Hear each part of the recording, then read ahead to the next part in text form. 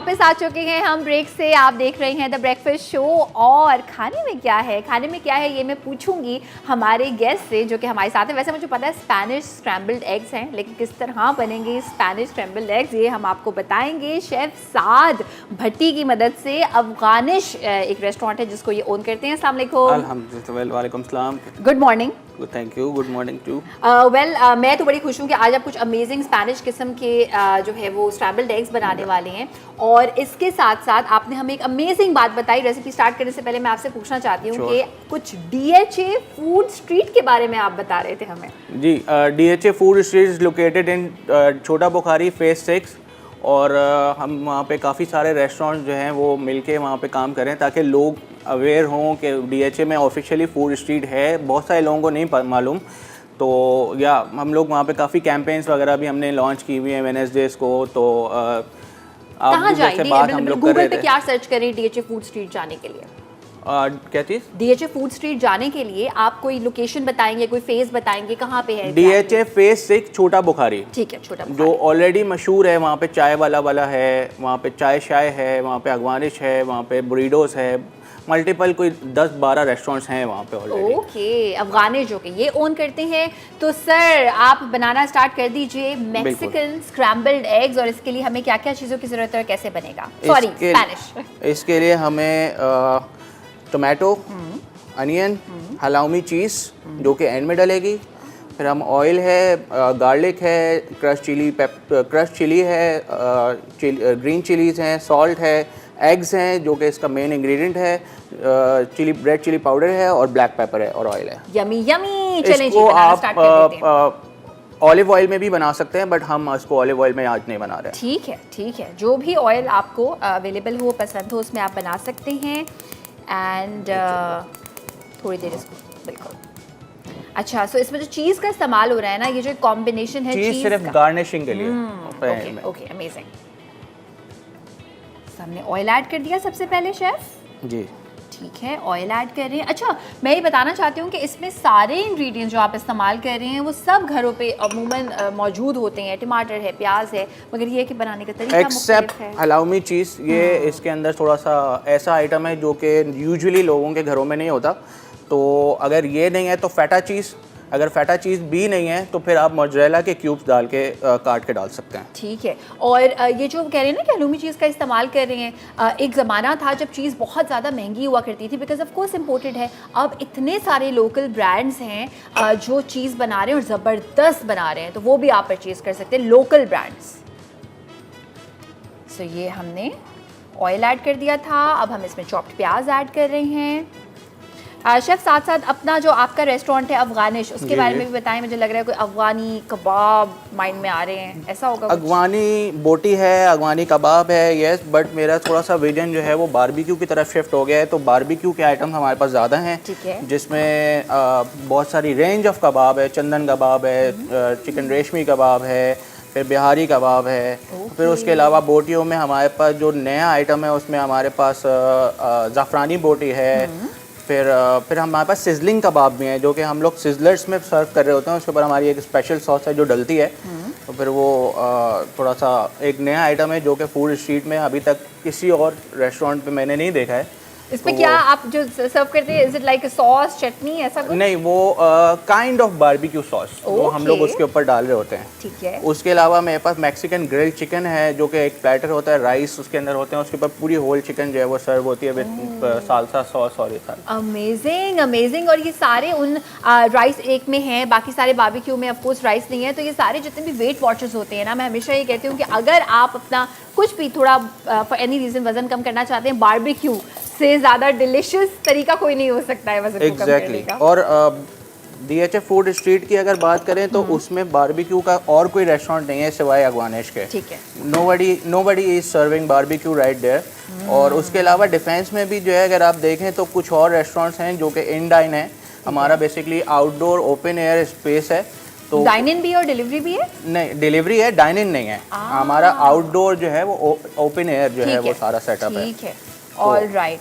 अच्छा, और अभी हम इसको पकाएंगे, उसके बाद हम इसमें बाकी चीज़ें शामिल करेंगे। हम लोग जो है वो टोमेटो डालेंगे। ठीक है। तो उसको करने के बाद फिर हमारा जो है ना बस अंडे और वो सारे कुछ डाल के उसको अच्छा, डन करेंगे। इसमें जो आपने प्याज के बाद लहसुन ऐड किया है, उसको हम अपने पाकिस्तानी खाने में जो है ना वो बहुत ज़्यादा जो है वो पकाते हैं, तो इस वाले लहसुन को आप ज़्यादा नहीं पका रहे? नहीं, बहुत ज़्यादा नहीं पका रहे, क्योंकि लहसुन वैसे दूसरी जगहों पे जैसे अगर मैं टर्किश ब्रेकफास्ट बना रहा होता या कुछ बना रहा होता तो लहसुन ऐड नहीं होता। अब इसमें मैक्सिकन और स्पेनिश जो है रीजन्स, वहाँ पे लहसुन का यूज़ होता है, तो हम लोग थोड़ा सा इसके अंदर लहसुन का जो है वो, और इसीलिए मैक्सिकन और स्पेनिश खाने जब हम खाते हैं ना तो प्याज उसमें थोड़े से स्पाइसी होते हैं, हमारे टेस्ट बड्स के अकॉर्डिंगली होते हैं, वैसे पाकिस्तानियों को तो स्पाइसी चाहिए होता है। सही, प्याज गया है, लहसुन गया है, ऑयल में अभी ये फ्राई हो रहा था। अब इसमें हम, ये नॉर्मल लाल मिर्च है शेफ? ये रेड चिली पाउडर है। रेड चिली पाउडर है नॉर्मल। अगर कोई कम मिर्च खाता है तो क्या वो इसमें पेपरिका ऐड कर सकता है? जी, ये बेसिकली थोड़ा सा स्पाइसी होता है, बट हम इसको स्पाइसी नहीं बना रहे, क्योंकि यार ब्रेकफास्ट के अंदर अगर स्पाइसी हो गया ना तो फिर वो पूरा दिन ही अजीब सा निकलता है, तो इसलिए उनको आदत है, उनके डाइजेस्टिव सिस्टम्स को आदत है। हमारे पाकिस्तानी डाइजेस्टिव सिस्टम को इतने स्पाइसी ब्रेकफास्ट के अंदर आदत नहीं है, तो हम लोग शेफ मुझे लगता है आपको शायद आदत नहीं है, बिकॉज यहाँ पे सारे जितने भी लोग हैं और आप लोग भी, आई एम श्योर कि वो निहारी नाश्ते में बड़े इंजॉय करते हो। हलवा पूरी में, हाँ, है ना, पूरे पाकिस्तान में एक तो निहारियाँ और ऊपर से वो हलवा पूरी के जो हम स्पाइसी नाश्ते कर रहे होते हैं, तो आप मिर्ची हमारी तरफ से तो ऐड कर सकते हैं, नो प्रॉब्लम।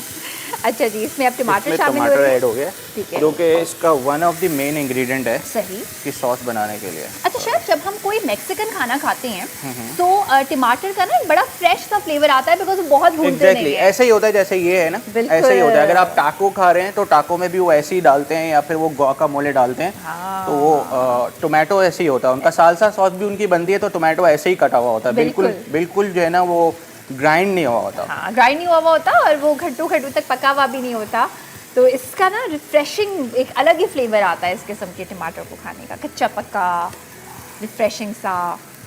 इस टाइम पे हम इसके अंदर थोड़ा सा जो है ब्लैक पेपर, ठीक है, हम इसमें काली मिर्च ऐड करें, कुटी हुई, पिसी हुई, जैसी भी पाउडर ऐड करना चाहें फ्रेशली। इस टाइम पे हम थोड़ी सी इसके अंदर क्रश चिली, ठीक है, जो कि हैं कुटी हुई लाल मिर्चें, वो हम शामिल कर रहे हैं, और ग्रीन चिलीज भी इसी टाइम पे हम ऐड कर देंगे। ग्रीन चिलीज, अब हमें मैक्सिकन ये फील भी हो रहा है और मज़ा आएगा पाकिस्तानी टेस्ट पर, स्पाइसी हम खा रहे हैं।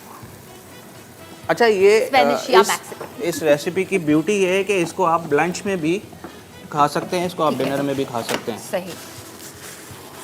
अच्छा, इसमें आप वही इंग्रेडिएंट्स इस्तेमाल कर रहे हैं जब अमूमन हम खागीना बनाते हैं, आपने नोट किया होगा कि वो प्याज भी जा रहा है, टमाटर भी जा रहा है, लेकिन एक तो ये कि पकाने का स्टाइल थोड़ा सा डिफरेंट है, दूसरी बात ये है कि क्वांटिटी भी, क्योंकि इसमें अच्छे खासे टमाटर आपने ऐड किए हैं। आप भी शेफ़ हैं, मेरा मानना ये है कि रेसिपी सेम हो, लेकिन अगर कुकिंग प्रोसीजर चेंज हो जाए ना तो टेस्ट में बहुत फर्क आ जाता है। बिल्कुल एब्सोल्युटली। इसको देख के तो शेफ मुझे वो स्पेन का टमेटो फेस्टिवल याद आ गया, जो हम अक्सर मूवीज में भी देखते। मैं गई भी नहीं हूँ, मैं जाना चाहती हूँ, जिसमें वो टमाटर एक दूसरे पे जो है ना बस। मैं स्पेन गया हुआ हूँ, तो मैंने वहाँ पे टाकोज और ये सारी चीज़ें ट्राई की हुई हैं, तो मुझे वहाँ के फ्लेवर का बड़ा अच्छे से पता है। अमेजिंग। अच्छा, जितने मैंने स्पेनिश खाने खाए हैं उसमें कोरिएंडर मैंने यहाँ पे इस्तेमाल होते हुए देखा है, इस्तेमाल होता है, इसमें बड़ी डिबेट होती है कि वो कोरिएंडर यानी कि हरा धनिया इस्तेमाल करते हैं या नहीं करते, तो शेफ आपका क्या ख्याल है? वो लोग मोस्टली जो है ना वो पार्सली यूज़ कर रहे होते हैं, क्योंकि पार्सली जो है वो वेस्टर्न में ज़्यादा यूज़ होता है,